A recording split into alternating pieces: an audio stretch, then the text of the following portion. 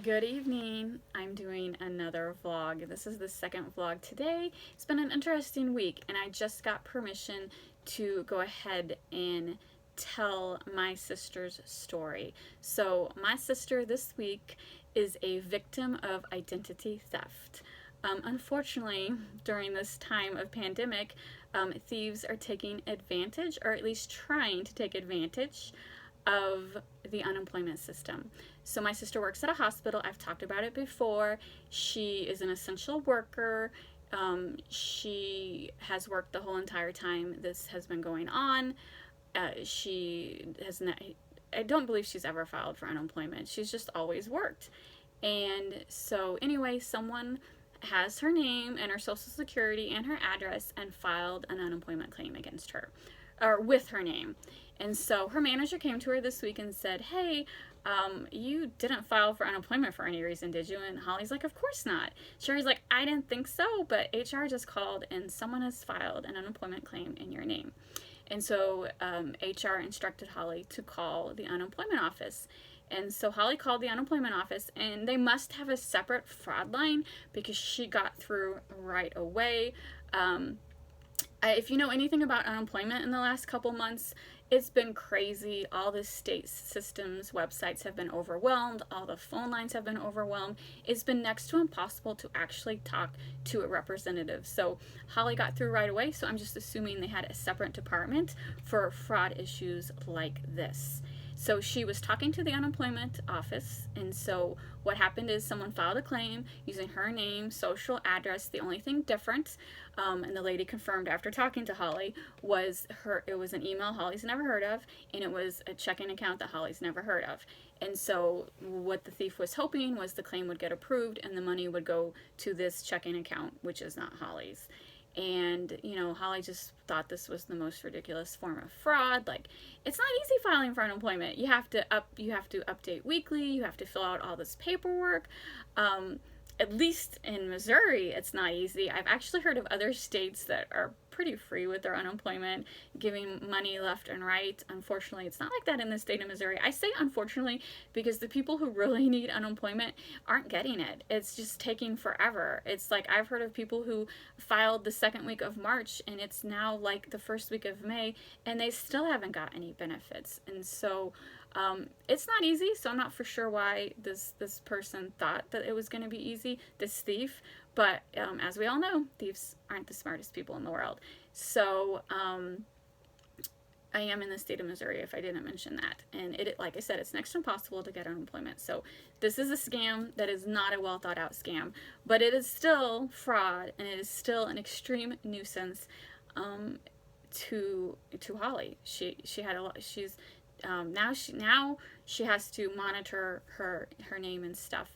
And so the Social Security or the unemployment office told her to call the Social Security office. So then she calls the Social Security office and they put a fraud alert on her name and Social Security number. And they also told her call the credit reporting bureaus. There's 3 credit reporting bureaus. I don't know all 3 names off the top of my head. The first one Holly called was Experian. So then Holly calls Experian.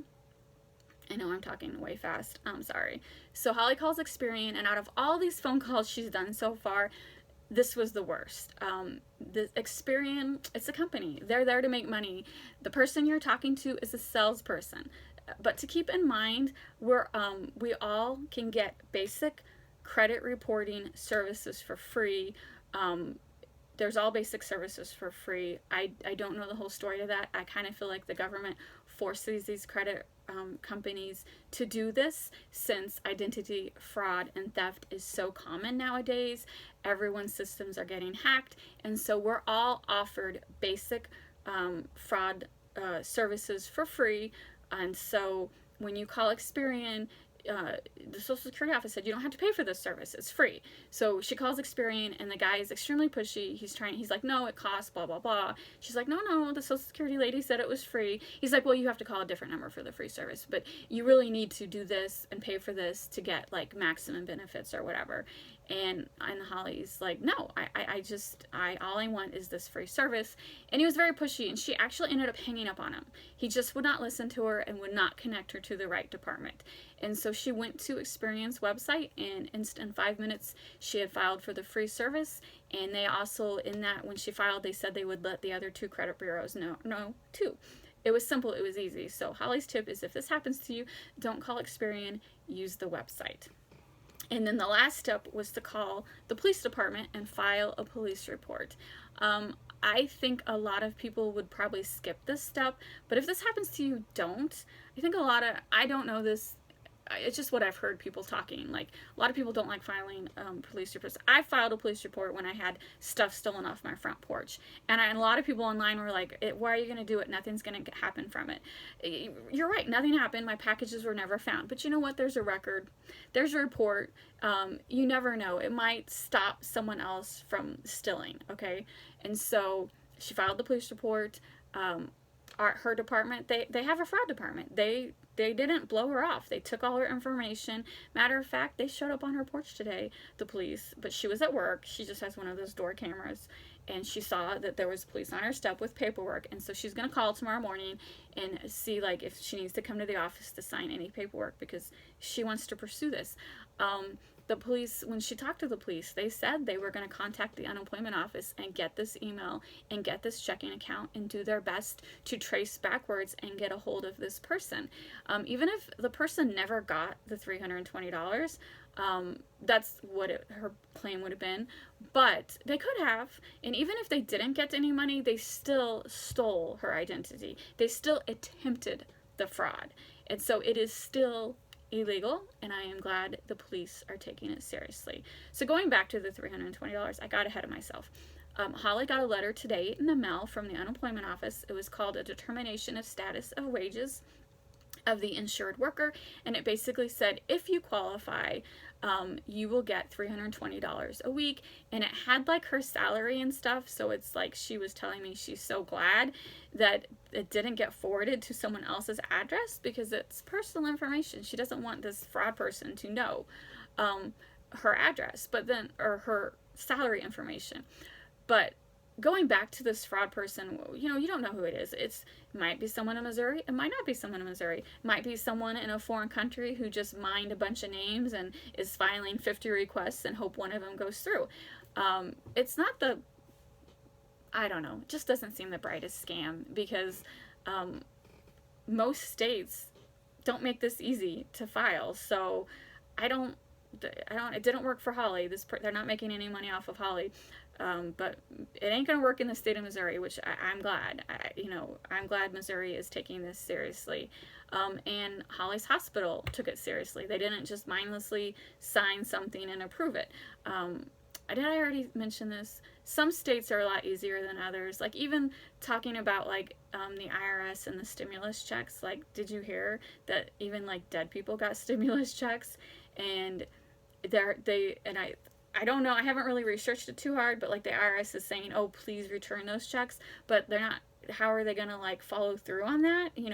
So basically it's a mess. It's a mess. So I can kind of see how maybe a thief thought that they would get away with this. They're taking it. They're hoping that in this madness that we are living nowadays, in this state of the world where half the businesses are shutting down, I guess they're hoping that there's no one in the unemployment office checking anything, and that they're just going to mindly approve these requests. And so they didn't. This fraud was caught. And how it affects Holly. Of course, she spent a lot of time calling all these numbers, and mentally now she's stressed. Like, what else is going to happen? What else are they going to steal? What else are they going to use my name and social? Like, that's why you have to file for the credit check to make sure, are they going to try to get a credit card in her name? Nothing else has alerted yet, but you just don't know. And also, not that Holly would need to file for unemployment, but if she did, she can no longer file for unemployment online. She has a secure job. She's not going anywhere, but in some, in some alternate reality where she got fired from this hospital, if she were to file for unemployment, she would have to go into the office. There's now a fraud alert on her name. She has to go into the office and prove herself. Prove that it's really her. So And my sister posted this on Facebook, and she got a lot of people commenting with not like an unemployment scam, but there was a couple and I've heard of this before. A couple other frauds is people filing for tax refunds under your name. And so obviously it's kind of easy to steal from the IRS, apparently, because this one lady commented that someone already has used her name and social, got a IRS tax refund, and now she can't get a refund. This woman has to jump through all these extra steps to get a refund, and she still hasn't got a refund. I'm not going to tell her story. It's her story to tell.